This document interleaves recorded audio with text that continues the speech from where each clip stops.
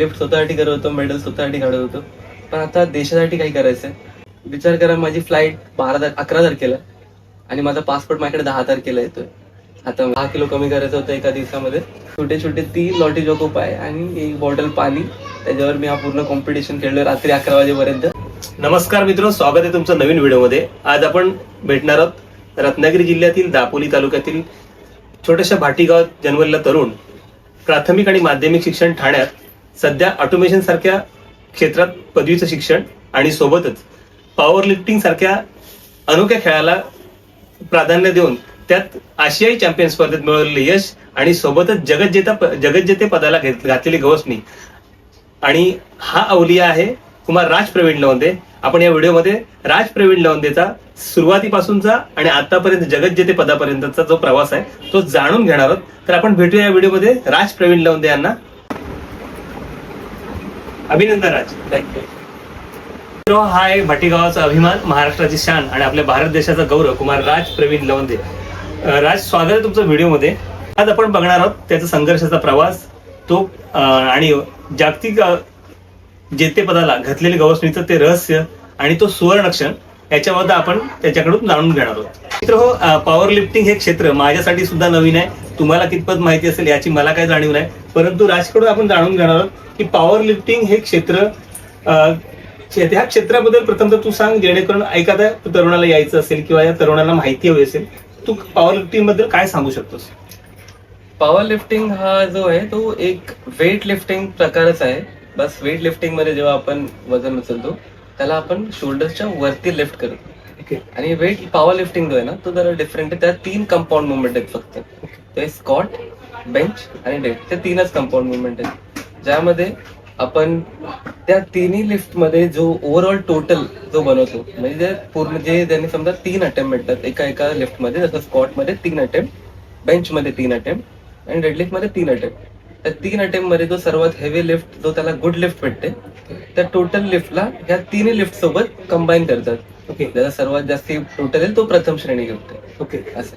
तर त्या टोटल्स मध्ये आता मी ज्यामध्ये कम्पीट करतो एसबीडी, त्याला म्हणतात squat, bench, dead power lifting मध्ये. तर त्या तिन्ही क्षेत्रामध्ये मला गोल्ड भेटलेला आहे आणि ओव्हरऑल टोटल मध्ये गोल्ड भेटलेला आहे.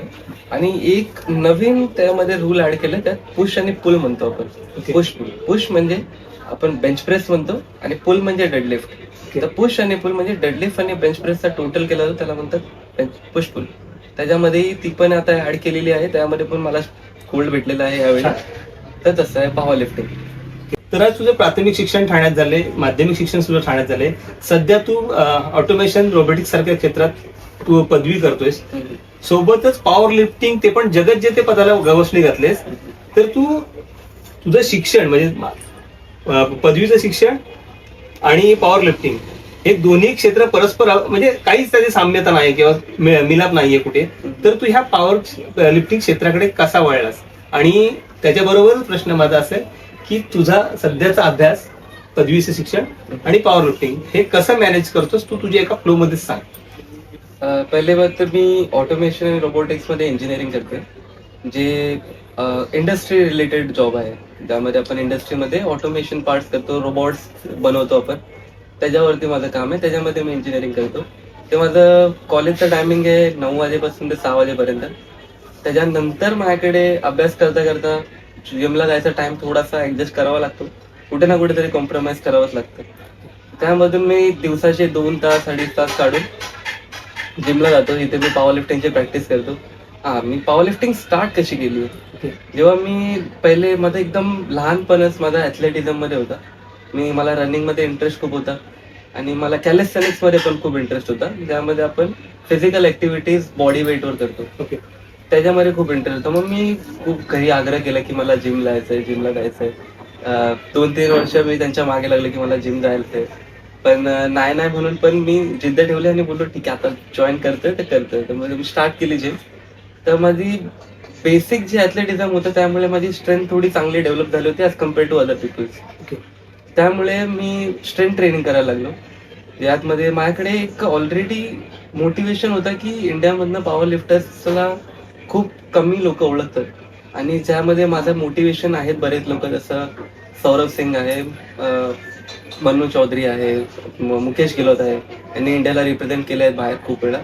तर ते माझे इन्स्पिरेशन होते पहिल्यापासून. इंस्टाग्रामवर इन्फ्लुएन्सर्स होते, युट्यूबर्स होते, त्यांनी मला खूप इन्फ्लुएन्स केलं. तर मी विचार केला की एक काम करूया, आपण ॲटलिस्ट बेसिक ट्राय करूया, माझ्याने होतंय का. बट बेसिक ट्राय करता करता मला कळलं की I am doing very good. जेवढं मला होईल पाहिलं, मला असं वाटत होतं की माझ्याने एवढं होईल, पण मी त्याच्याहून जास्ती चांगलं करत होतो एकदम खूप कमी टायमामध्ये. तर काही लोकांनी मला सजेस्ट केलं की काम कर, तू लोकल कम्पीट कर स्टार्टिंगला, बघूया काय भेटतंय, अगर तुला कळतंय तर.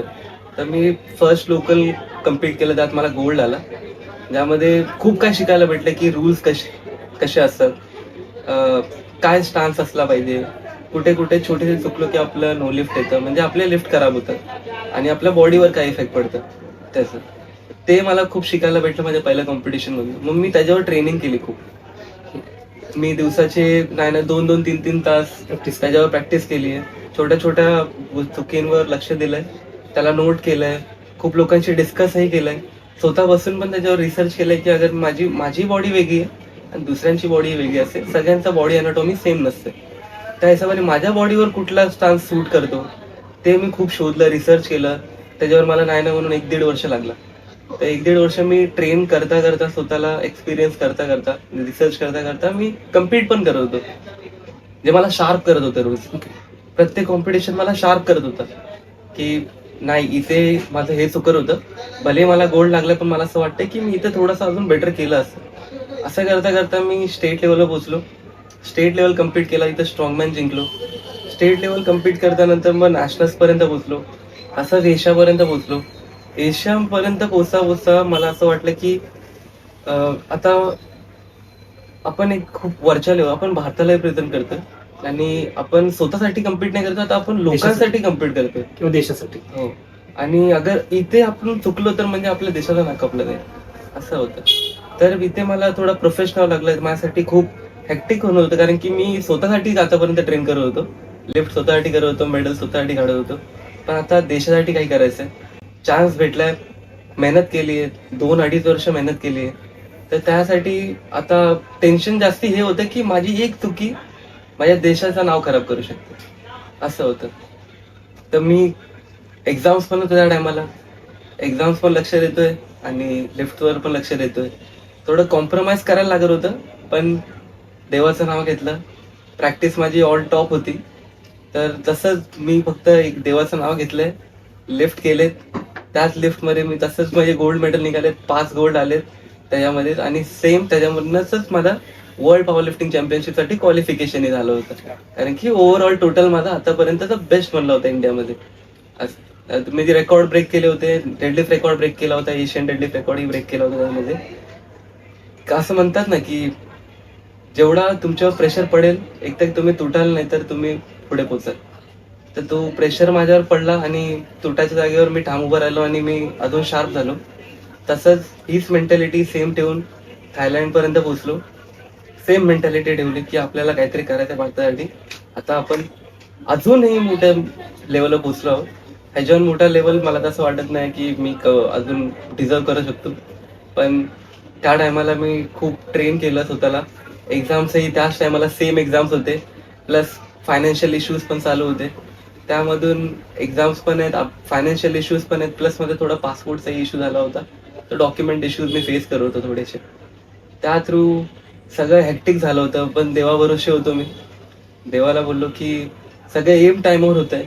एकदम विचार करा, माझी फ्लाईट 11 तारखेला आणि माझा पासपोर्ट माझ्याकडे 10 तारखेला येतोय हातामध्ये. हे अशी घडलेली गोष्ट आहे, सगळं देवाचंच केलेलं आहे, त्याच्यात घडवलेलं आहे. आणि प्रॅक्टिस मी फुल ठेवली होती ऑन टॉप. तर आज तू आतापर्यंत म्हणजे आशियाई स्पर्धेत सुद्धा 5 मेडल आणि आशियाई स्पर्धा सुद्धा तू जिंकलेली आहेस. तर आशियाई स्पर्धेत तुझ्याबरोबर किती देश कॉम्पिटिशनला होते आणि त्याची तयारी करताना तुला काय, म्हणजे तुझी कशी तयारी झाली त्याबद्दलची, त्याबद्दल सांग.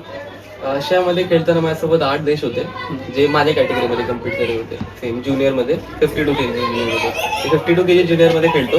सर्वात लाइटेस्ट कॅटेगरी आतापर्यंतची ती पॉवर लिफ्टिंगमध्ये मेन्ससाठी, त्याच्यामध्ये कम्पीट करतो. आणि झाली बात तयारीची, तर जेव्हा मी ऑफ सीझन होतो, जेव्हा मी प्रॅक्टिस करत होतो, तेव्हा माझं वजन होतं समथिंग 58 kg. 58 kg पर्यंत मी प्रॅक्टिस केलंय. जेव्हा माझी कॉम्पिटिशन जी होती ती होती 22 तारखेला. माझं वजन 19-20 तारखेपर्यंत 58 kg होता. तर मला 6 किलो कमी करायचं होतं एका दिवसामध्ये. तर एका दिवसामध्ये कट करायचं असं 6 किलो. तर मला त्यासाठी एक दिवसा अगोदर खूप पाणी प्यावं लागतं. 7-8 लिटर पाणी प्यावं लागतं बिना मिठासोबत. म्हणजे आपल्या बॉडीमधनं मीठ निघालं की शरीर पाणी धरत नाही. तर ते मला 7-8 लिटर पाणी पिऊन ते युरिन मधनं काढावं लागतं. मग जो त्या दिवशी मला वेट कट करायचा आहे, समजा 21 तारीख आहे, तर मला वेट कट करायचं आहे. तर मी त्यामध्ये मला सकाळी फास्टेड कार्डिओ करावं लागतं. म्हणजे न काय खाता उपाशी पोट मला धावायला लागतं. ते पण जास्ती कपडे घालून, ज्याने मला जास्ती घाम येईल, माझं पाणी निघेल त्यामधनं शरीरातनं घामातून असं आहे. मग ते केल्यानंतर आपल्याला उपाशी पोट थोडं झोपायचं आहे, हलका आराम पण पाहिजे शरीराला. पण काय खायचं नाही, काय पियायचं नाही, पाणी पूर्ण दिवस काही खायचं नाही, काहीच पियायचं नाही. आणि त्याच्यामधनं तुम्हाला कमीत कमी 5 ते 6 वेळा कार्डिओ करायला लागतो. सकाळी चालू केलं ते रात्री 1-1 वाजेपर्यंत. मी एशियाच्या टायमाला तर वाटतं मी 3 वाजता घरी आलोय रात्री धावून. 3 वाजता? हा, 3 वाजता आलोय मी रात्री धावून कार्डिओ करून. तेच जॅकेट घालून धावतोय बाहेर. 3 वाजले मला घरी येता. पप्पा पण होते त्या टायमाला घरी, जागेच होते. आणि मी रात्री चेक केलं माझं वजन, तेव्हा माझं वजन आलं 53 kg. 1 किलो तरी स्टील जास्ती होतं. तर मी बोललो की उद्याच्या सकाळपर्यंत बघूया. पण ताण आणि झोप लागू देत नाही बिलकुल. तुम्ही किती ट्राय करा, पण ती भूक जी आहे ना, पूर्ण दिवस धावून एनर्जी निघाली असते, झोप लागत नाही. कितीही ट्राय करा पण तुम्हाला झोप नाही लागणार. ती त्या कॉम्पिटिशन दिवसाच्या अगोदरची झोप असते ना, ती मला कधीच पूर्ण झाली नाही अजूनपर्यंत कधी. मी सकाळी 5-6 वाजता जराशी झोप लागते थकल्यामुळे. तर ती 1 तासाची झोप असते, त्याच्यामधनच उठून तयारी करायची आहे. जातोय रनिंग करून आल्यानंतर थकलेलो. सकाळी पण परत रनिंग करावी लागते, कारण की तो 1 किलो जास्ती आहे. तो सर्वात हार्ड 1 किलो असतो, कारण की सगळं पाणी निघालं. आता 1 किलो कमी काय होणार, त्यामुळे मग थोडा गटकट होतो. म्हणजे आपले आतड्या आहेत थोडा सुकतात, त्याने मग 1 किलो अजून कमी होतं. आणि वजन चेक केलं, 51.6 kg झालेलं होतं कॉम्पिटिशन टायमाला. म्हणजे मी कॅटेगरीमध्ये बसलोय. जसं मग मला 3 तासाचा टाइम देतात, ज्यामध्ये आपल्याला आपले न्यूट्रिएंट कम्प्लीट करायचं, पाणी प्यायचं, बॉडीला परत रिफ्यूल करायचंय. म्हणजे एनर्जीसाठी खायचं 3 तास देतात आपल्याला टाइम. त्यात आपल्याला राईस आणि इलेक्ट्रोलाइट्स घ्यावे लागतात, कार्ब लोडिंग करायला लागतं, बॉडी एनर्जी यायला पाहिजे. पण ते 3 तासामध्ये बॉडी ऑब्झर्व नाही करत नाही, थोडा टाइम लागतं. पण कॉम्प्रोमाइज करावं लागतं हलकसं. म्हणजे जे फर्स्ट अटेम्प्ट असतात ना, जे स्टार्ट होते स्कॉट पासून, ती आपली खूप वीक जाते. कारण की वॉर्मच्या टायमाला चक्कर येते, कारण की काल तर पूर्ण दिवस काही खाल्लं नव्हतं आणि आताच खाल्लंय, जास्त टाइम झाला नाही, बॉडी अडॅप्ट करत नाही, त्यामुळे चक्कर येते. आणि जास्त मला तर आय थिंक 2-3दा तर आली आहे स्कॉट मारताना स्टार्टिंग वॉर्मअपला. पण आपलं मेंटॅलिटी एवढी स्ट्रॉंग असली पाहिजे की मारायचं वेळ दिलेलं आहे, जे करायचं आहे ते करूनच जाणार असं. तर जे नंबर दिले असतात, मी मेंटली इथनं प्रिपेअर आहे, त्याच्याहून बेटर परफॉर्म करायचं मी ट्राय करतो. समजा अगर मी एशियाच्या टायमाला 140 माइंडमध्ये ठेवलं होतं, पण मी 142.5 अटेम्प्ट घेतलेला आणि तो सक्सेसफुली क्लिअर केलेला. तर असं आपण मेंटली पॉवर लिफ्टिंग हा गेम मानसिक गेम आहे. ताकद तर आपल्या शरीरामध्ये असतेच, असं नाहीये, पण जेवढा मानसिक तुम्ही तयार राहिला याच्यासाठी. अगर तुम्ही मानसिक तयार नाही आहेत ना, तर तुमचा जो टोटल नंबरचा जो 10-15 किलो कमी पण नंबर तुम्ही लावाल ना, तो नाही लागणार. असा गेम आहे. तर तुम्हाला मेंटली प्रिपेअर राहायचं आहे. मेंटली गेम आहे, आपल्या नर्वस सिस्टमला रेडी करायचं वजनासाठी आणि जाऊन स्कॉट, बेंच, डेड परफॉर्म करायचे. आता तुझं वजन 52 आणि तू आता बोलता 143, तू काहीतरी 3 बोललास, 140. म्हणजे तुझ्या वजनाच्या तिप्पट तुला वजन उचलायचंय. हो, थोडक्यात ते माझं टार्गेट होतं. काय बात. असं तर ते मी अचीव्ह केलं. आणि ते सेम मग थोडा टाइम भेटतं मध्ये. बेंच आणि डेड घेता येतं ना, आपली बॉडी थकली असते, पण आपल्याला कंटिन्यू खात राहायचं, बॉडीला रिफ्यूल करायचं. पण डेड येईपर्यंत मी ऑल गुड झालो होतो. म्हणजे माझं थोडा शरीर थकला तर होता स्कॉट आणि बेंच परफॉर्म करून, पण डेडलिफ्ट साठी मी एकदम रेडी झालो होतो. आता माझा सर्वात मेन स्पेशालिटीच माझी ती आहे की माझी बॉडी बनली डेडलिफ्ट साठीच आहे. हा, तर मी डेडलिफ्ट साठी रेडी झालो. बोलो आता मी जे नंबर जो विचार केला होता तो होता 190 kg. तो माझा मॅक्स विचार केला होता मी 190. हा, तो पण त्याच्याने मी ओपन केला. तो माझा लास्ट अटेम्प्ट होता, पण मी त्याच्यानेच ओपन केला. 190 kg first attempt good lift, 200 kg second attempt good lift आणि 210 kg third lift good lift. अरे मी तर मग 3 पट बोलत, तू 4 पटी नाही पुढे गेलास. हो, बात आहे. आणि स्पेशालिटी माझी आहे.